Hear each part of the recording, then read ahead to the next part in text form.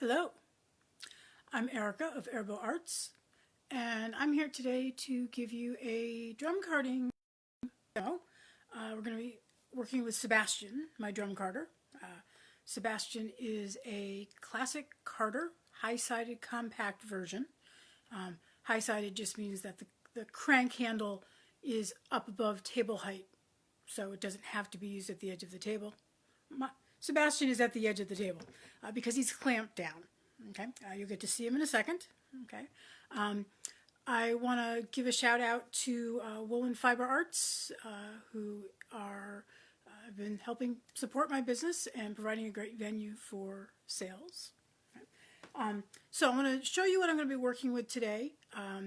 I'm going to be working with merino. And since Mardi Gras just passed, we've got a slight nod to some Mardi Gras. I've got a merino top. Okay. For those of you who are new, top is fiber that has been aligned parallel to each other. Okay. There's also roving, which is fiber that's sort of more jumbled up. What I'm making on the carder will end up looking a little more like roving, though because I'm using top, it will have some top elements to it. So we have this plum. We have a nice lilac color. Okay. And then we have this piece in a grab bag that has some of that lilac, but has a couple other different purples in there and a tiny little bit of sort of a magenta color. So we're going to use that. Okay. I also have this very nice silk. Nice pops of color. And then I had to decide. So I have two types of Angelina. So this is wisteria, but this one is called Mardi Gras. Okay? And you'll see it better once I get it out of the bag. It's a very full bag. It's got the purple, but it's also got that green, so we'll pick up that green from the Mardi Gras colors as well. Okay? And I also have, it's not going in the bat, but this in this, so I can write down what I may put into it, okay? And then at the end we'll weigh it. So let me introduce you to Sebastian. Okay? I'm going to lower you down, and hopefully we will not have any reflection problems. Okay, let's put you up just a little bit more. Hopefully you'll stay there. I'll keep an eye on you. Okay, I'm trying this in horizontal mode instead of vertical, so the scope is a little different. So this is the doffer line here. It's how it creases, how I get it off, the bat off at the end. This is the drum. It's 120 teeth per inch. This is the liquor in, and this is the feed tray, and that's the handle. That's the also other important thing. So when carding, one needs to think about a number of things. One, you need to think about how you want to apply the fiber. Do you want to put it through the feed tray? And if this was unprocessed wool, I would definitely put it through the feed tray. I'm going to put some things through the feed tray, and I'll probably paint some other things as well. Okay. But the other thing you need to think about is where you want your fibers to end up. Okay. Do you want them, do I want to do something that's more gradient? Do I want to have a mishmash? Okay. If you do gradients, you do have to make sure you overlap your fibers. Otherwise, your bat will fall apart. Okay, and I think what I'm going to do is I'm going to go for a gradient. Not a perfect gradient. So I'm going to take, you'll notice I am fluffing these out. Okay, I don't like to shove, less is better, let's put it that way. Some people like to jam all sorts of stuff through, and they can do that if they want to do that to their carder. Your teeth can bend if you do that. Okay, I should probably fluff the edges here a little bit more because they're overlapping. Okay. And I'm just trying to get some base down. Okay, so we're going to start here. It's going to be noisy. Okay. And I can already see that I have some of this plum. Some people just like to leave it all in the liquor. I don't like waste. So. Oh, crank, crank, crank. And sometimes I'll pull back a little bit so it doesn't get too crammed up. If I keep my hand on it, it's not holding it down hard, it's just guiding it, maybe pulling back a little bit. This is why I have clamps. Okay. So there we have our base. Okay. This particular carder, I think, is rated for about 2.5 ounces, though I've gotten 3. I think the most I've gotten is like 3.8. So I'm going to start layering. I make layered bats, and what I try to do is create a sort of a system. So we're going to, I'll repeat several times as I build it. Okay. Now I also realize since I'm going to do all of this, make it all the way across, I'm going to take some of that away. Take some of that away.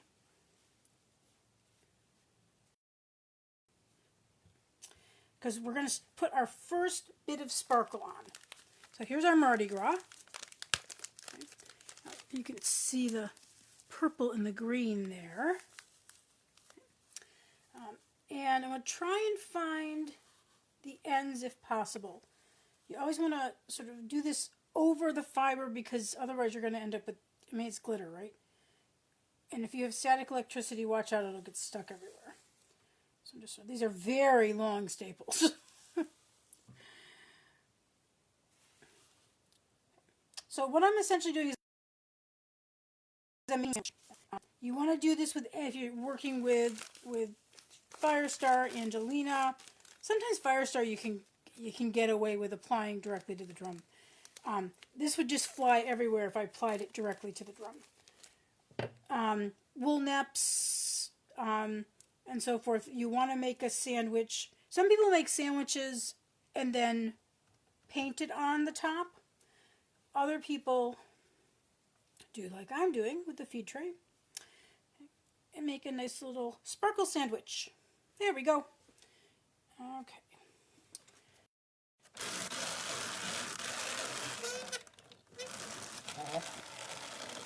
So once again, I'm getting clingy bits. So I'm going to encourage that to go up here. Okay. But I can already see, I don't know if you can see the sparkle in there. There's a little bit right there.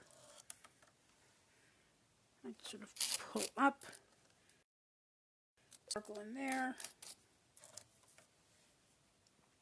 And one of the reasons I tried to align the bits of Angelina also was so that you don't end up with a clump. Okay, because that's not going to be any fun to spin.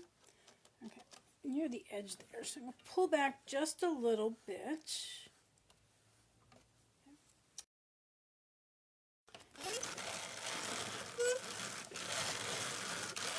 Okay. So I've got a few bits sticking up.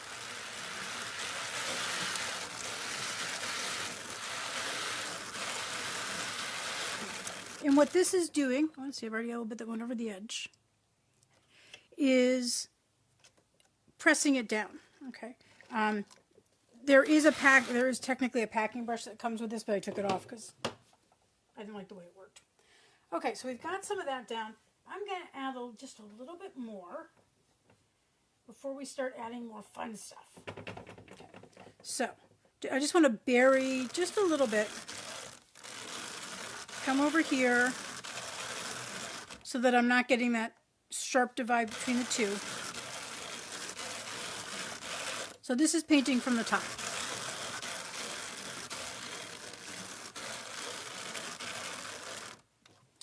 And we'll do the same with the plum. Once again, I'll start overlapping.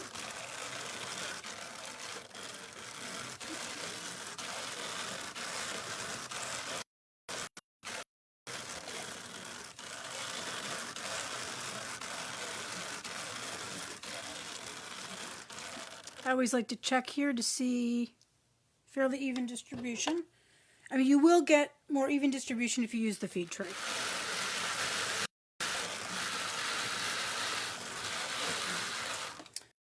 Now time for fun stuff.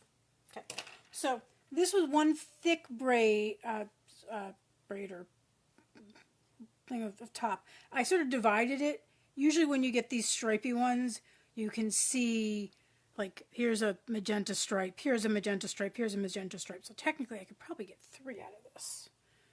So let me do that.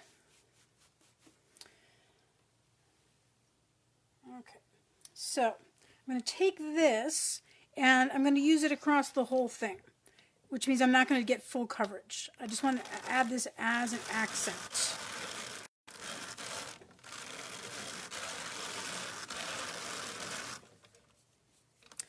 And since braids are usually twisted, you want to untwist so you don't get a clump. Now I've got more on the plum side, so I'm going to break about here. Take this back over here. And do that. Okay. So it's fairly evenly distributed.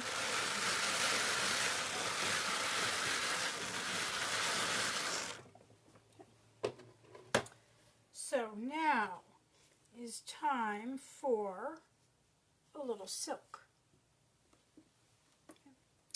Now this is sort of going to be in the middle of the bat, so when I get closer to the top, I'll make sure there's sort of a blank palette, if you will, for me to, there we go.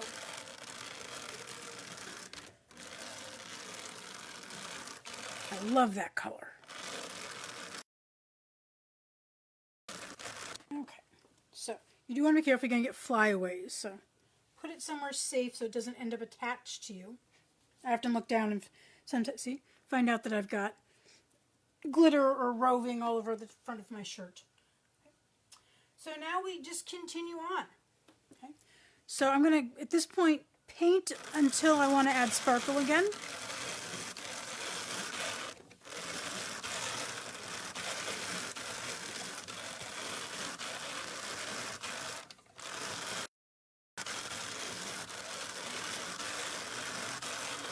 And given that this is a sort of Mardi Gras inspired bat, I'm going to add sparkle again soon.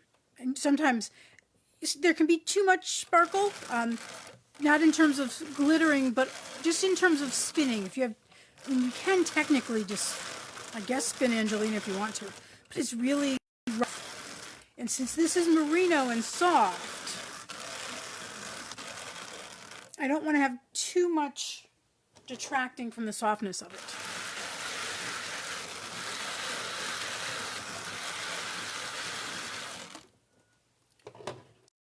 So you see that we've gone over, you can still see the bits of the silk. And as I get further up into the bat, I start making my sandwiches. We're getting the diet bread, right? The thins. Where my sandwiches become thinner because I've been filling up between these teeth. So there's less room and they're going to be harder to pick up the sandwiches as I go. Okay, so there's that. So sparkle time.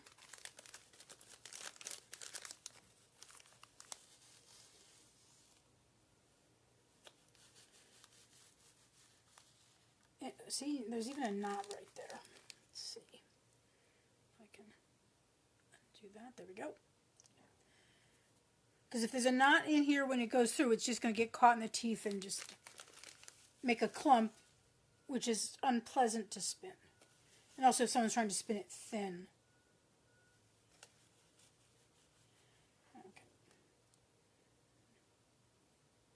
A little bit more. You learn, there's sort of a sweet spot. What's too much, what's too little?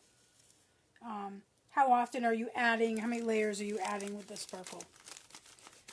And then, of course, the trick is, remember, always close it afterwards. Even after closing it, I've still got some bits sticking up. But I don't know if you can hear that there's snow removal equipment outside. They're taking away the very large piles of plowed snow. Okay, there we go. Okay, time for more of this. Keeping my hand there. Okay, neither of those want to go on. So I'm using a porcupine quill, but you can use a knitting needle. You can use the Doffer stick, which is what you use to take off, is really too thick. I wouldn't use that. At least from this brand.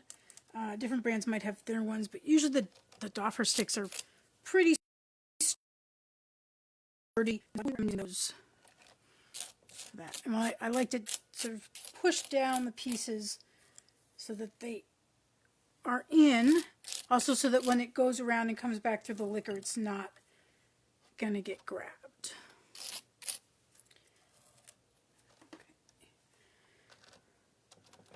And I'm really close to the edges here. Some people like to leave a little bit of room because you end up having to clean the rods there because you got fiber on them. And you do have to remember to do that because otherwise you can start gunking stuff up.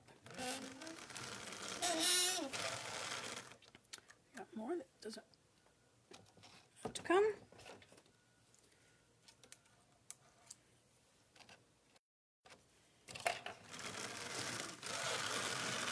Okay, so there, look at all that nice sparkle.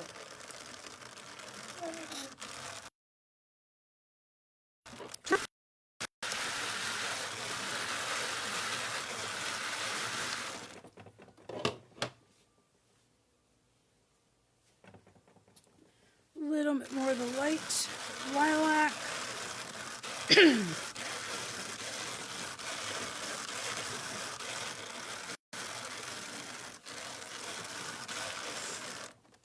Some more plum.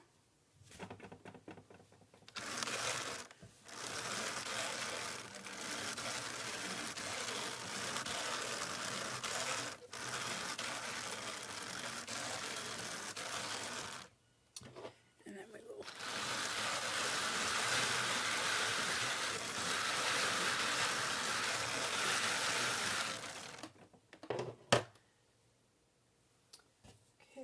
time for the next level of the mixed. This is the thicker of the 3 bits that I divided. And when you're painting like this, if you have a longer piece, flip it over your wrist, otherwise the liquor in will eat it.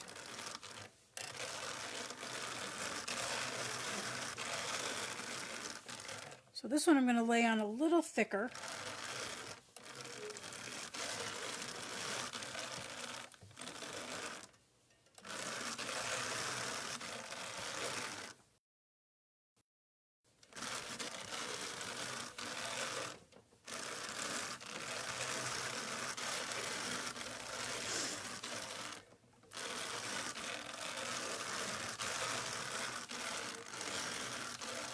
Okay, seeing if it looks like I missed a little bit right there, so let's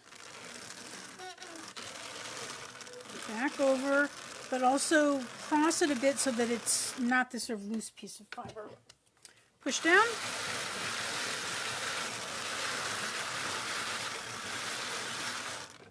Okay, checking across. Time for some more lilac.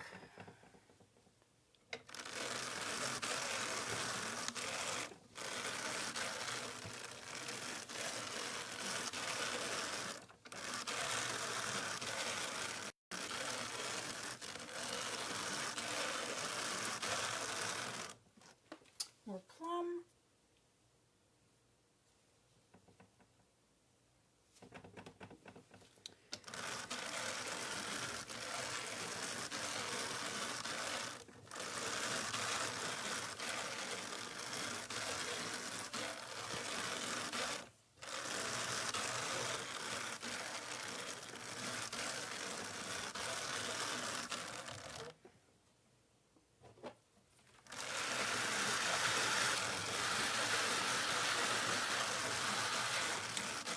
So this is how you build a bat. Now it's time for silk, so it's all that little bit more.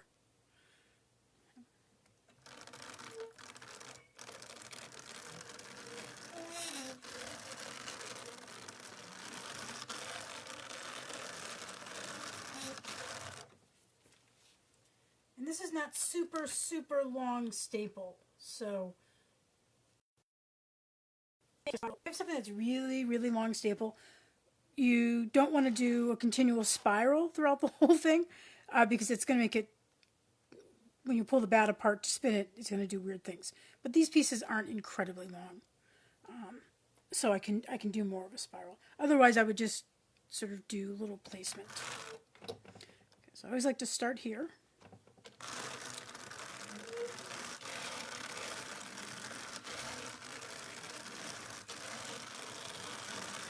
Okay, so there's the silk.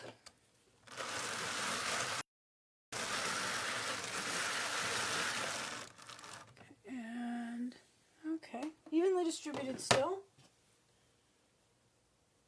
So we'll do just a little bit of more lilac.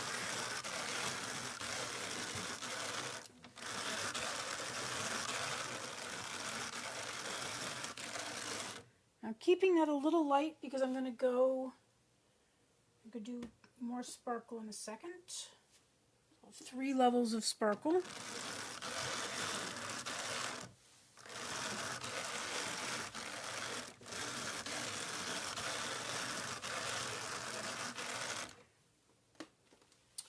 Okay, and I can use the little bit that's left as sort of the top of the sandwich.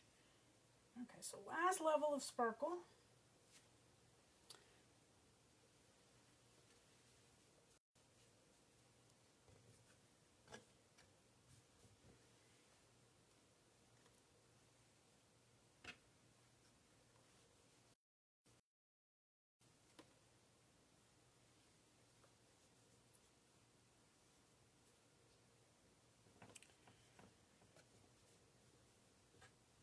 And you can make these pieces longer. It's up to you.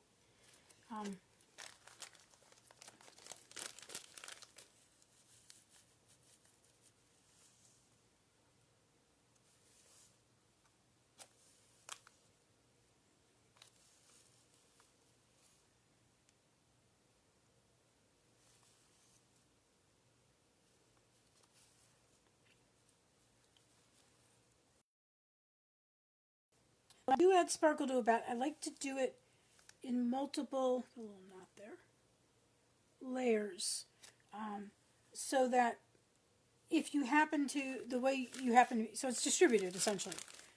Now you can do that also by blending the bat a second time, and I have done that. Like sometimes when I add sari silk, I add it in layers and then I run it through again so that it sort of shows up everywhere. Okay, so now I'm going to put my top on my sandwich.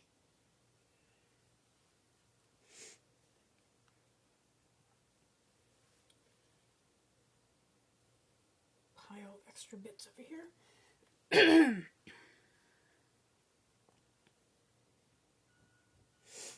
Okay, keeping the porcupine quill.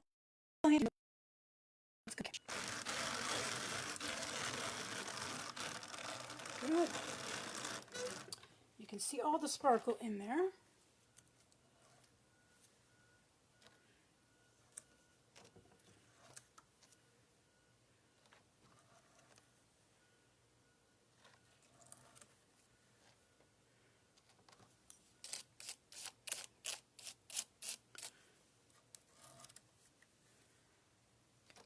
When I get it parts, because it's getting fuller, I'm going to just sort of take this and just press down so that when it goes around, it's already got room to add more to.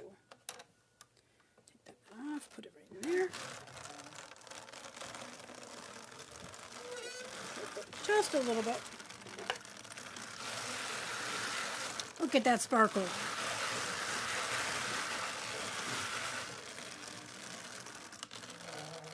Look at that.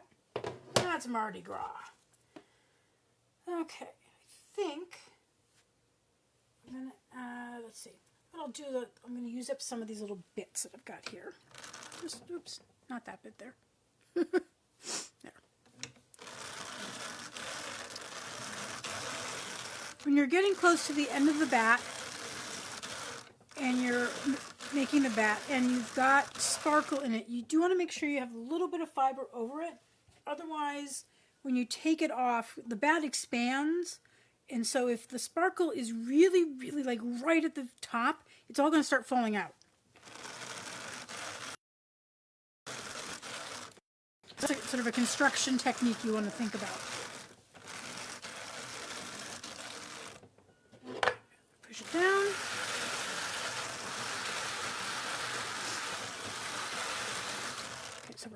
close to the end, but we've got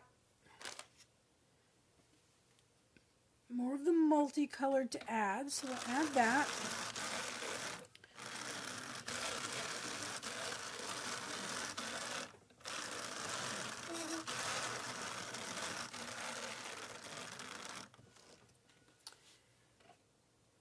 And let's see, I'm going to use up some of my little bits. Lilac.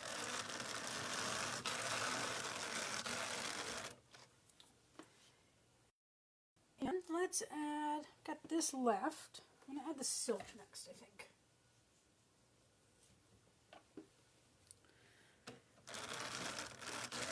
I always try to make sure what's going to be sort of the outside out shows off at least a little of what's inside.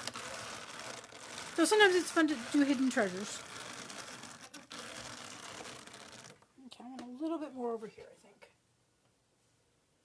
Just a little bit.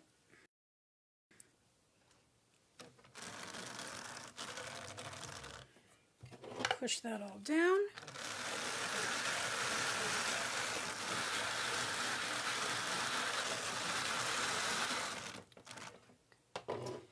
And I think I want to add just a little, because I don't want the silk, all the silk to be right at the edge. So I'm going to add a little bit, my last piece of this, add a little bit more of this.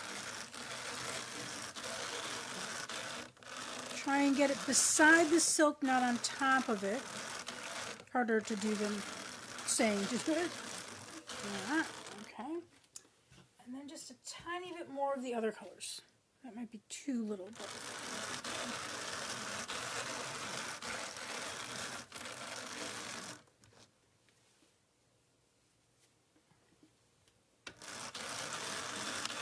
I feel like there's a really dark space right here.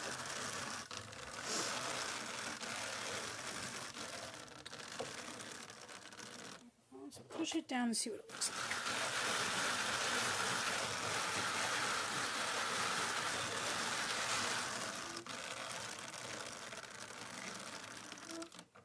No, there's some underneath there, so when I fluff it, that should become visible. Okay, so everything has been pushed down. I think we're done. Okay. So to remove the bat, we put the doffer crease up here, or doffer line. This is the doffer tool. You slide in. Now there are some tools where you can just sort of go and rip it all the way across. That's too messy for me. So I pull up, and then I pull to my right, and I pull the bits sort of off like that. Okay. So there's a shorter piece over here, a longer piece over here. And there's a method, there's a reason for that. And because this is all nice aligned top, and I haven't used things like Leicester long wool, silk threads, anything super, super long. It's pretty easy to pull off here. But essentially, I'm pulling some of that's underneath here, obviously. You can see all the sparkle. Look at all that sparkle. Okay. Now what I do before I take it off is I always press what's on the left side here back down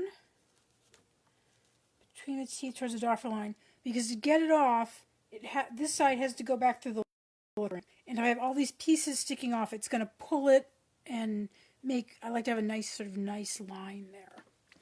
Okay, so I'm going to move you back for a second because we're going to go. Yes, there's questions. Okay. You can see my messy workspace. Okay, let's see. There we go. Okay, so to take off, whatever your tool is, okay, in case things don't want to come off, okay, you want to roll maybe about there. The doffer line has not gone past the liquoring yet. And you want to grab, or I may stand in front of this, but then you can't see it. Okay? And you want to grab the whole thing. You don't want just the edges. and then you pull out. Look at that, nice and clean. Okay. And the line's gone past the liquor in. And you pull. And so you will just pull, pull, pull. I don't like to stress the fibers that much, so I roll and then pull. So we'll just got a little couple tangles there, but this is what we ended up with. Okay. So you can see all sorts of... See, once I start pulling it apart, you can see the silk much, much better in all the different lines. Okay, and so if I fold it, which I'm going to just quickly do over here, then I'd fluff it probably a little bit more, but fold, fold,